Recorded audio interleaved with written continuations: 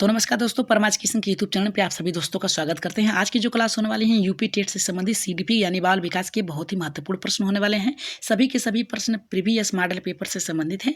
2011 से लेकर 2019 के बीच में जितने भी एग्जाम हुए हैं यूपी टेट के, उससे संबंधित यहाँ पे प्रश्न रखे गए हैं। और खास बात यह है कि सभी के सभी प्रश्न जो हैं रिपीट हुए हैं। जितनी बार रिपीट हुए हैं उन प्रश्नों को केवल शामिल किया गया है। तो सभी लोग आज की क्लास बेहतर तरीके से देखिएगा और लास्ट तक बताइएगा कि आप लोगों ने यहाँ पे 20 प्रश्नों में से, याद रखिएगा 20 प्रश्नों में से 15 प्रश्नों का टारगेट शुरू यहाँ पे अचीव किया है या फिर नहीं किया है।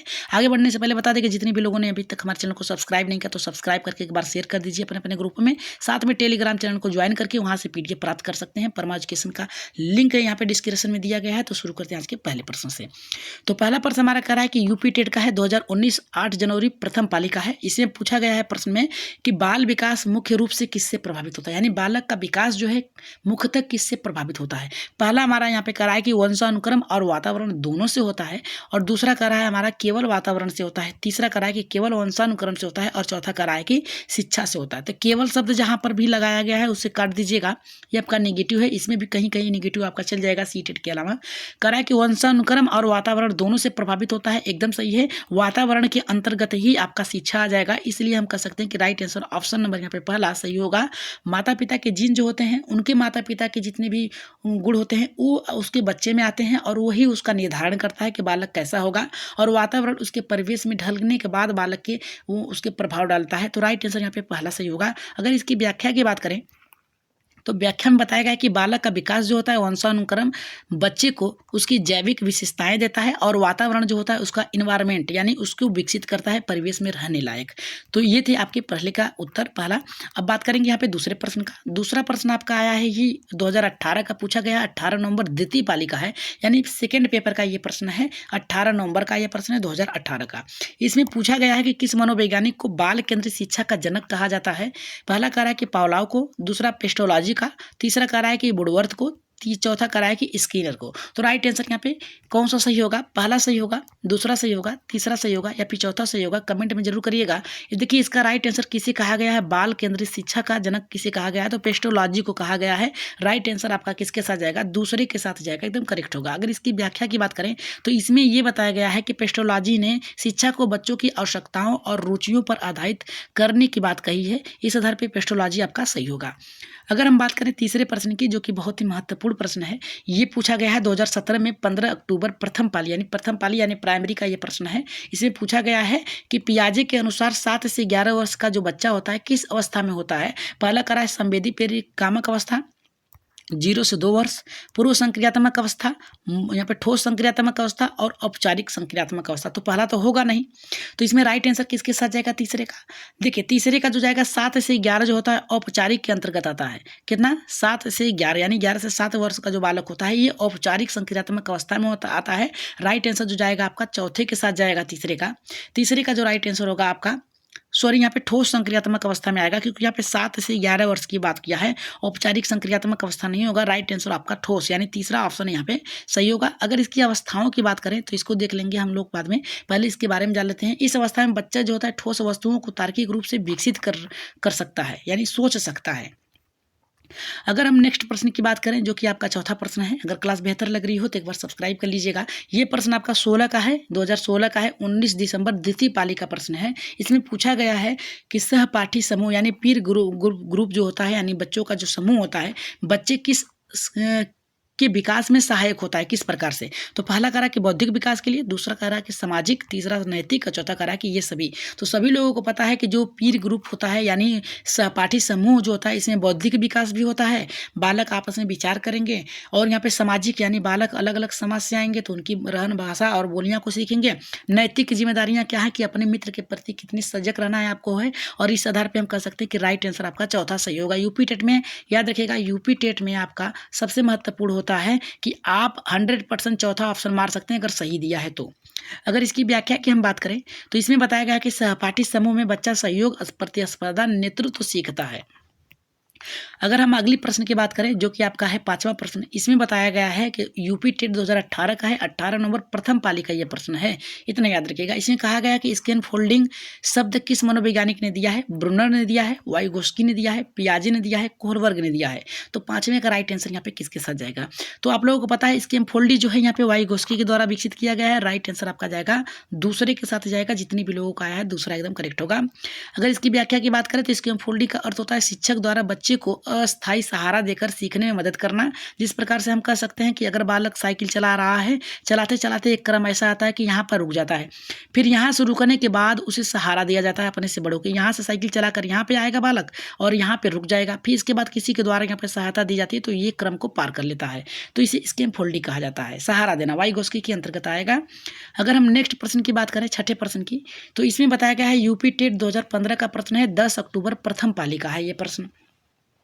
इसमें पूछा है कि सीखने में सर्वश्रेष्ठ प्रेरणा किसे माना जाता है? दंड को माना जाता है, पुरस्कार को माना जाता है, आंतरिक प्रेरणा को माना जाता है, प्रतियोगिता को माना जाता है। तो राइट आंसर यहाँ पे छठे का किसके साथ जाएगा?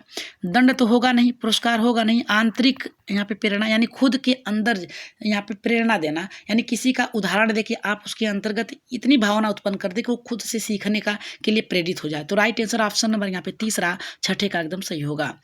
इसमें व्याख्या में बताया गया है कि आंतरिक प्रेरणा जो होती है अस्थायी और गहरी सीख प्रदान करती है, यानी सीखता है बालक खुद से अगर प्रेरणा के लिए उत्तरदायित्व होगा तो। अगर आप लोगों को लगता है कि यूपी टेट आपको निकालना है इस बार, तो आप इस क्लास को पूरा लास्ट तक देखेंगे, ये होगा आपकी आंतरिक प्रेरणा। अगर किसी के द्वारा कहा जा रहा है करने के लिए तो ये आपका मनोबल ऊंचा करने के लिए होता है। तो ये था आपका राइट आंसर। और 7वें प्रश्न की ओर आगे बढ़े तो ये करा यूपी टेट 2019 में ये प्रश्न पूछा गया था, 8 जनवरी द्वितीय पाली का प्रश्न है। इसमें पूछा है कि कोहलबर्ग का नैतिक विकास सिद्धांत मुख्य रूप से किस पर आधारित है? नैतिक विकास का किस पर आधारित है? संज्ञानात्मक जीन पियाजे के साथ जाएगा, सामाजिक वाइगोस्की के साथ जाएगा, व्यक्तित्व ये क्रिसमस के साथ जाएगा, भावनात्मक ये भी आपका नहीं जाएगा इनके साथ। तो राइट आंसर यहाँ पे किसके साथ जाएगा? 7वें का।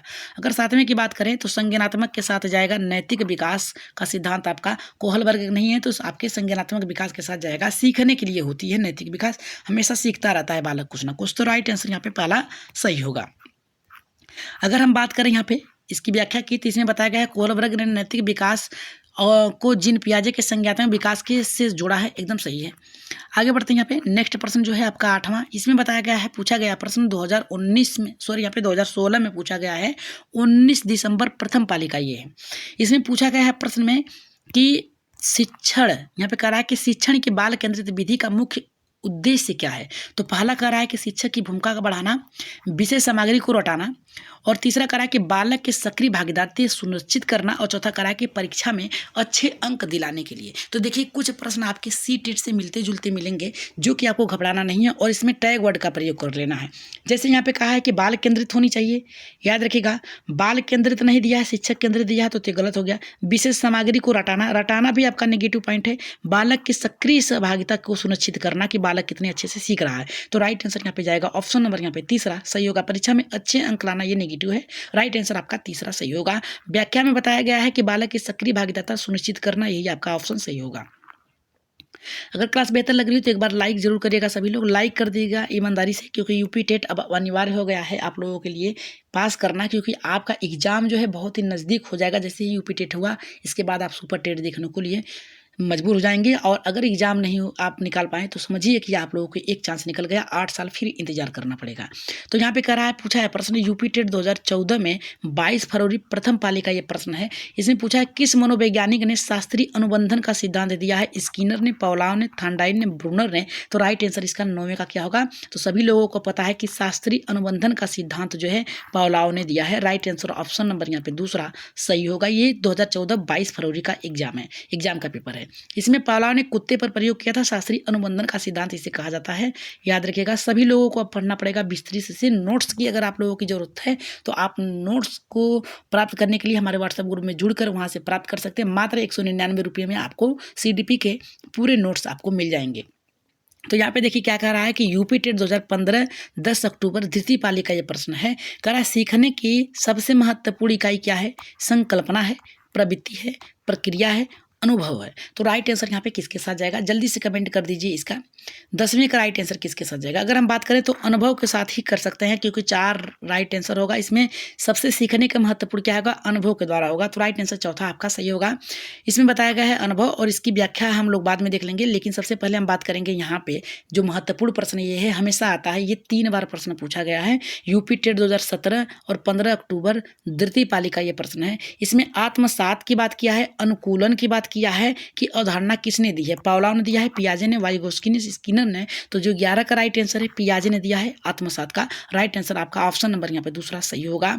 इसमें बताया गया है कि पियाजे ने आत्मसात का यहाँ पे दिया है, और यहाँ पे अनुबंधन, शास्त्रीय अनुबंधन के अंतर्गत कितने प्रश्न बने हैं इसको भी अगली क्लास में रखा जाएगा। यहाँ पे 12वां प्रश्न हमारा कह रहा है कि यूपी टेट 2019 का प्रश्न है, 8 जनवरी प्रथम पाली का है। इसमें पूछा है कि शिक्षा मनोविज्ञान का मुख्य उद्देश्य क्या है।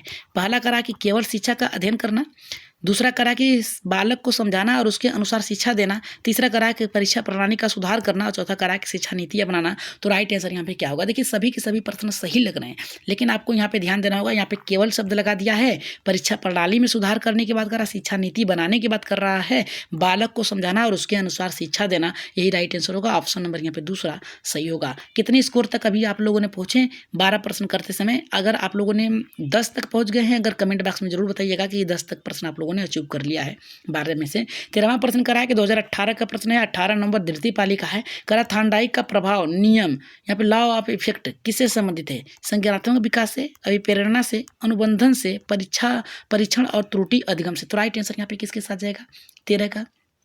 तो यहाँ पे जाएगा राइट आंसर आपका परीक्षण और त्रुटि से जाएगा, थार्नडाइक ने दिया था। राइट आंसर आपका जाएगा चौथे के साथ जाएगा। चलिए आगे बढ़ते हैं। यहाँ पे इसकी व्याख्या में बताया गया परीक्षण और त्रुटि के अधिगम से है। यहाँ पे 14 का प्रश्न कर रहा है हमारा यहाँ पे कि सीखना किस प्रकार की प्रक्रिया है, आजीवन है, जन्मजात है, अस्थायी है, तत्कालीन है। तो सीखना आप लोगों को पता है, जो सीखना है आपका आजीवन है, चलते रहता है आपका सीखना, हर एक क्रम में सीखते जाएंगे, चलते रहेंगे, रास्ते में कुछ सीख लिया तो आजीवन रहता है ये। अगर हम बात करें यहाँ पे 15वें प्रश्न की, जो कि बहुत ही महत्वपूर्ण प्रश्न है, ये कह रहा है कि यूपी टेट 2014 में पूछा गया 22 फरवरी द्वितीय पाली का प्रश्न है। तो ये कह रहा है कि बाल्यावस्था को किसे कहा जाता है, बाल्यावस्था को किसे कहा जाता है, या फिर बाल्यावस्था किसे कहा जाता है। तो यहाँ पे कह रहा है कि 0 से 2 वर्ष, 2 से 6 वर्ष, 6 से 12 वर्ष, 12 से 18 वर्ष। तो यहाँ पे कह रहा है कि बाल्यावस्था को किसे कहा जाता है, यानी बाल्यावस्था किसे कहा जाता है। तो आपका राइट आंसर जाएगा 6 से 12 वर्ष जो होता है, इसे ही बाल्यावस्था कहा जाता है। ठीक, आइए इसकी कुछ विशेषता है उसको देख लेते हैं, और किस अवस्था को क्या कहा जाता है इसे देख लेते हैं। इसमें बताया गया है कि 0 से 2 वर्ष जो होता है शैशवावस्था कहलाती है, जी यहाँ पे 2 से 6 वर्ष जो होती है प्रारंभिक बाल्यावस्था कहलाती है, और 6 से 12 वर्ष जो होती है बाल्यावस्था कहलाती है, और 12 से 18 वर्ष जो होता है किशोरावस्था कहलाती है। तो इतना ही आप लोग याद रखिएगा, या फिर स्क्रीनशॉट ले लीजिएगा, फिर इसके बाद आगे बढ़ रहे हैं हम। चलिए आगे बढ़ते हैं। यहाँ पे 16वें प्रश्न पे 16 का प्रश्न कर रहा है कि यूपी टेट 2019 8 जनवरी द्वितीय पाली का प्रश्न है। इसमें पूछा गया है कि सीखने का स्थानांतरण का अर्थ क्या है। पहला करा कि नई स्थिति में पुरानी ज्ञान उपयोग करना, दूसरा करा नई स्थिति में नई प्रक्रिया देना, और कह रहा है नई शिक्षा को भूल जाना, चौथा कह रहा है कि परीक्षा में अच्छे अंक प्राप्त करना। राइट आंसर यहाँ पे किसके साथ जाएगा, 16वें का। 16 का राइट आंसर बात करें तो नई स्थिति में पुरानी स्थिति का उपयोग करना, यानी पुराने पूर्व ज्ञान का प्रयोग करके नए ज्ञान को सीखना, ये राइट आंसर जाएगा, पहले के साथ जाएगा। चलिए आगे बढ़ते हैं। यहाँ पे नेक्स्ट प्रश्न है, नेक्स्ट प्रश्न आपका 17वां है। ये हमारा कह रहा है कि यूपी टेट 2017 में पूछा गया प्रश्न 15 अक्टूबर प्रथम पाली का है। ब्लूम का वर्गीकरण मुख्य रूप से किससे संबंधित है, बुद्धिमत्ता से है, शिक्षण उद्देश्यों से है, व्यक्तित्व से है, अभिप्रेरणा से है। तो आप लोगों को पता है कि यूपी टेट 2017 में ये प्रश्न जो पूछा गया था ये लगभग 5 बार पूछा गया है, और हो सकता है इस बार भी पूछा जाए, क्योंकि ये जो संबंधित आपका ब्लूम वर्गीकरण से संबंधित जो 17वां प्रश्न है ये शिक्षण उद्देश्यों से है, किस प्रकार से शिक्षण की उत्पत्ति यहाँ पे पूर्ति की जाती है, किसका प्रयोग किया जाता है, और सीखने का नियम क्या है, इससे संबंधित है। तो राइट आंसर ऑप्शन नंबर यहाँ पे दूसरा सही होगा। अगर हम बात करें यहाँ पे 18वें प्रश्न की, तो इसमें देखिए क्या पूछा गया है। प्रश्न यूपी टेट 2015 का है, 10 अक्टूबर प्रथम पाली का है।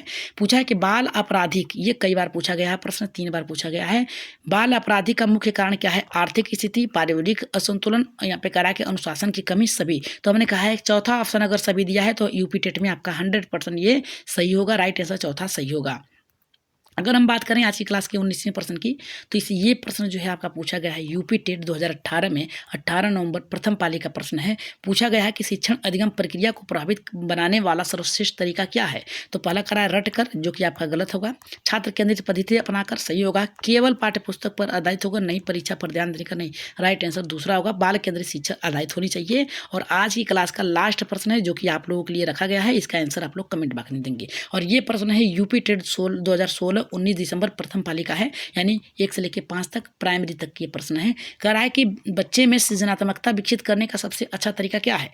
पहला कह रहा है कि उसे प्रश्न पूछने से रोकना, दूसरा स्वतंत्र रूप से कार्य करने देना, तीसरा कह रहा है कि केवल अनुशासन पर ध्यान देना, चौथा कह रहा है कि केवल पाठ्य पुस्तक पर आधारित होगा। पहला सही होगा, दूसरा सही होगा, तीसरा सही होगा या फिर चौथा। इसमें से कौन सा सही होगा, इसका राइट आंसर आप लोग कहाँ देंगे, कमेंट बॉक्स में देंगे। कहाँ देंगे, कमेंट बॉक्स में देंगे।